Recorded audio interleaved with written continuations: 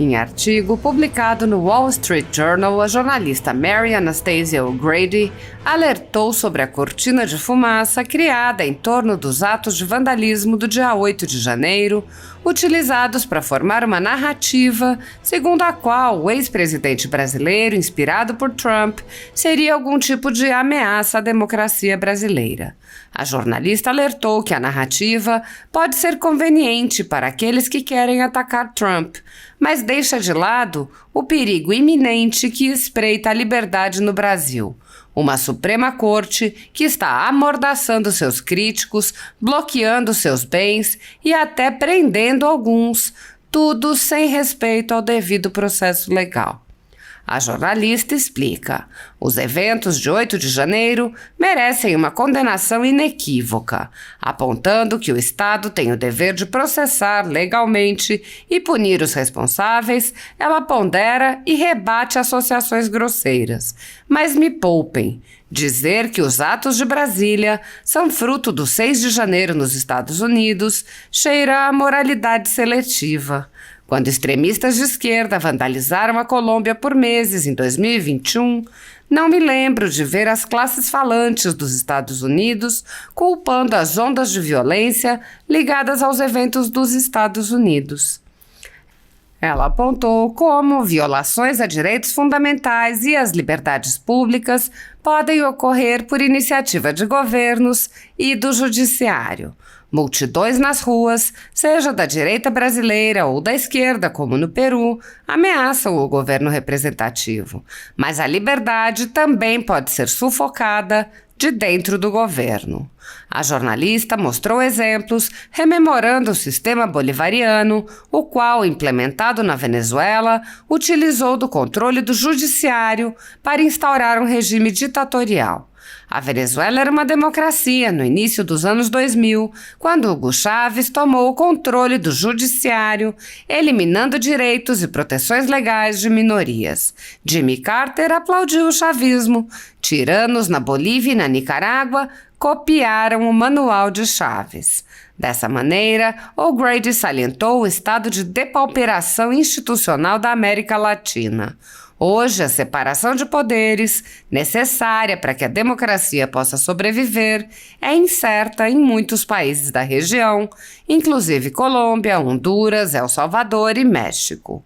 A jornalista lembrou alguns dos esquemas de corrupção nos quais Lula e seu partido estiveram envolvidos.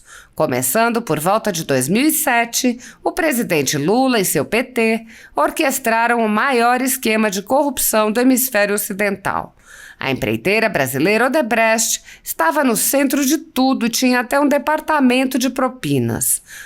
Muitas pessoas foram para a cadeia por contratos fraudados e propinas que roubaram bilhões de dólares de dinheiro público, além de lavagem de dinheiro. Lula, que foi condenado em 2017, foi um deles.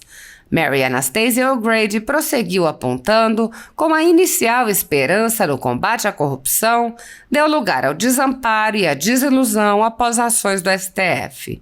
Os brasileiros ficaram aliviados, acreditando que era possível haver justiça até para os poderosos. Eles estavam errados. Em 2021, a Suprema Corte anulou a condenação de Lula com base em uma tecnicalidade. Ele foi libertado e liberado para concorrer à presidência, mesmo sem nunca ter sido absolvido. Ele derrotou Bolsonaro e tomou posse no dia 1º de janeiro. A jornalista explicou que, para muitos brasileiros, Lula continua sendo um ladrão que foi liberado por uma Suprema Corte política. Ela apontou a reação autoritária de Alexandre de Moraes, a qual se fundamenta em seu arbítrio e não na legislação brasileira. Em veículos da imprensa independente, nas mídias sociais e em grupos privados, seus crimes continuam a ser comentados. Isso desagrada o ministro Alexandre de Moraes do STF, que tem uma forte tendência autoritária. Sob sua liderança como presidente do TSE durante o ano da campanha e da eleição, foi aprovada uma resolução para criminalizar desinformação e fake news, embora não haja nenhuma lei que justifique isso. O'Grady alertou nesta atuada que o Brasil sofre um retrocesso na defesa das liberdades dos cidadãos, aportando em uma situação que não era vista desde a redemocratização. O ministro Moraes tornou-se o rosto de um ataque à liberdade de expressão que não era visto desde que o país retornou à democracia com a Constituição de 88. Ela mencionou, outro sim, o caso em que o ministro ordenou buscas e apreensões em um grupo de empresários porque um deles disse preferir uma ditadura à volta de Lula. Ela lembrou um relato feito pelo New York Times. As autoridades congelaram suas contas bancárias, quebraram seus sigilos bancários e telemáticos e mandaram as redes suspenderem algumas de suas contas. Ela rememorou ainda que centenas de outros brasileiros com opiniões independentes foram expulsos das mídias sociais ou silenciados de outra forma, bastando que o ministro Moraes considerasse suas críticas antidemocráticas.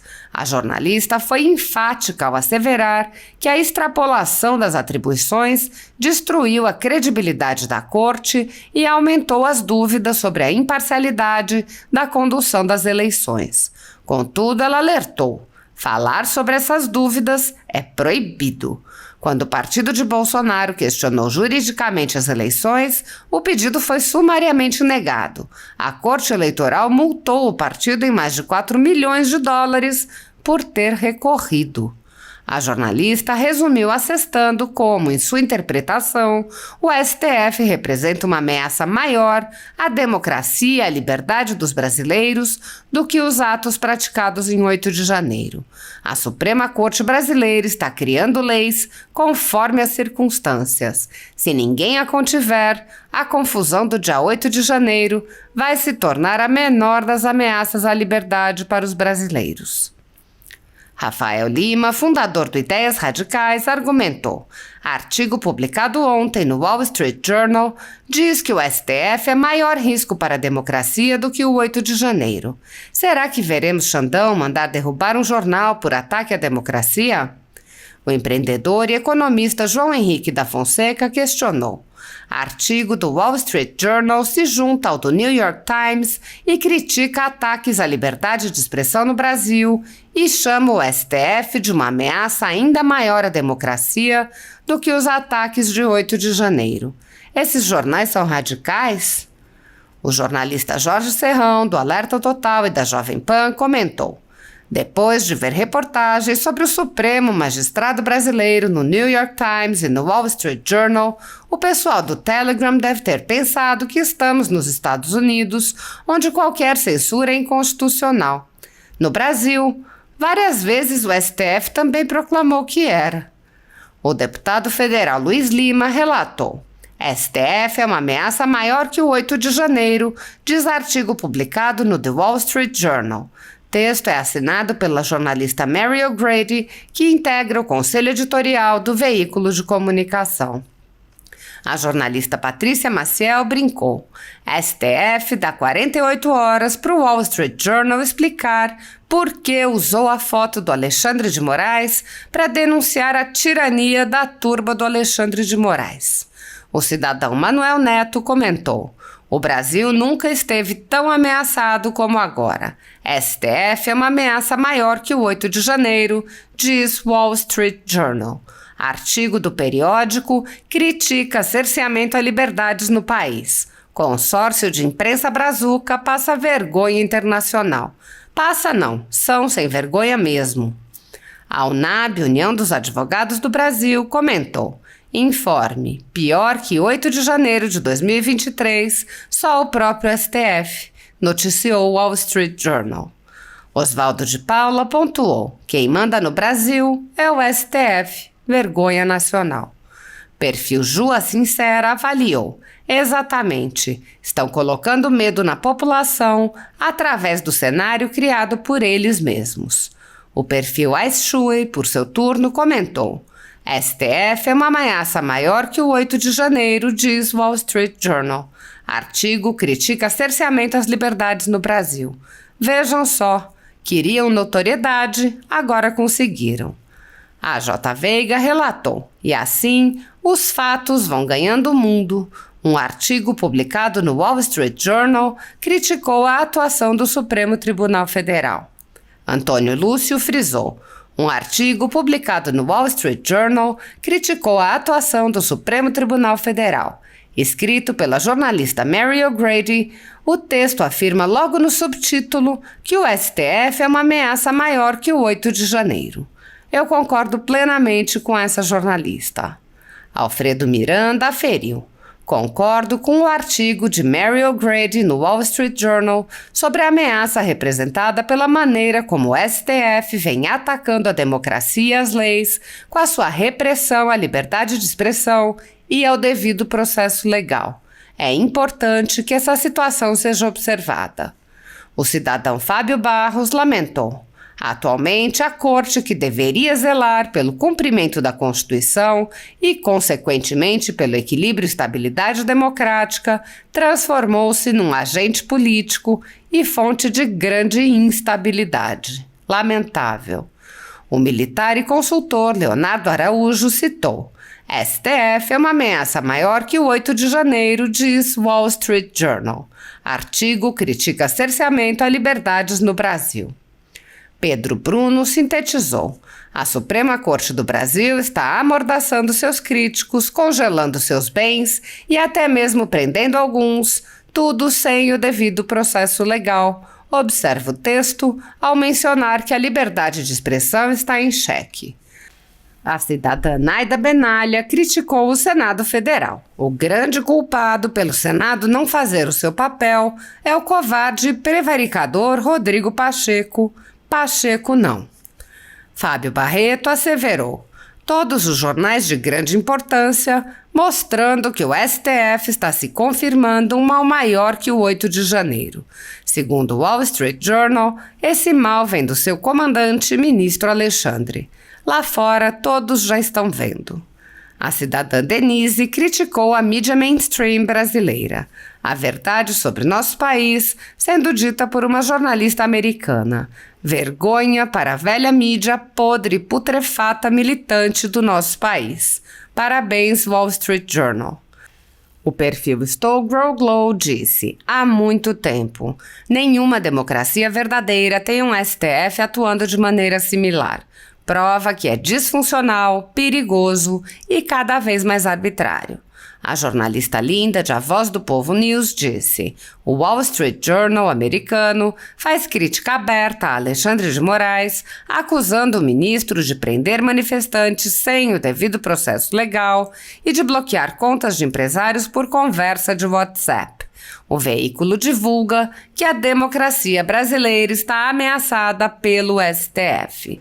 O perfil Unifrases disse: agora são 3 jornais de grande circulação nos Estados Unidos, Wall Street Journal, The New York Times e Washington Post, a publicarem nas suas edições de domingo sobre a repressão do Supremo Tribunal Federal como maior ameaça à democracia no Brasil. Além da liberdade de expressão, o direito à propriedade e o respeito à livre iniciativa têm sido relativizados no Brasil. Para uma classe de cidadãos caracterizados pela velha imprensa como bolsonaristas, garantias e direitos fundamentais estão suspensos. Em CPIs e em inquéritos conduzidos nas cortes superiores, cidadãos e empresas ficam sujeitos a quebras de sigilo, devassas, prisões políticas, buscas e apreensões, censura e confiscos. As investigações se originam de relatórios, matérias e reportagens produzidos pela concorrência, que são tomados como verdadeiros sem questionamento, assim como depoimentos de testemunhas suspeitas. Toda a renda da folha política, assim como de outras pessoas e empresas conservadoras, está sendo confiscada a mando do ministro Luiz Felipe Salomão, ex-corregedor do Tribunal Superior Eleitoral, em decisão monocrática em um inquérito administrativo. Segundo a velha imprensa, que participa ativamente dos inquéritos e CPIs, a intenção é impedir o funcionamento das empresas ao privá-las de suas fontes de renda. A decisão de Salomão foi elogiada pelos ministros Luiz Roberto Barroso, Alexandre de Moraes e Edson Fachin. Há mais de 18 meses, Toda a renda do nosso trabalho é retida sem qualquer justificativa jurídica. Se você apoia o trabalho da Folha Política e pode ajudar a impedir que o jornal seja fechado, doe qualquer valor pelo Pix. Você pode usar o QR Code que está visível na tela ou o código ajude@folhapolitica.org. Caso não utilize Pix, há a opção de transferência bancária para a conta da empresa Raposo Fernandes, disponível na descrição deste vídeo e no comentário fixado no topo. Há 10 anos, a Folha Política vem mostrando para você os fatos da política brasileira, fazendo a cobertura dos 3 poderes e dando voz a pessoas que o cartel midiático quer calar. Pix ajude@folhapolitica.org.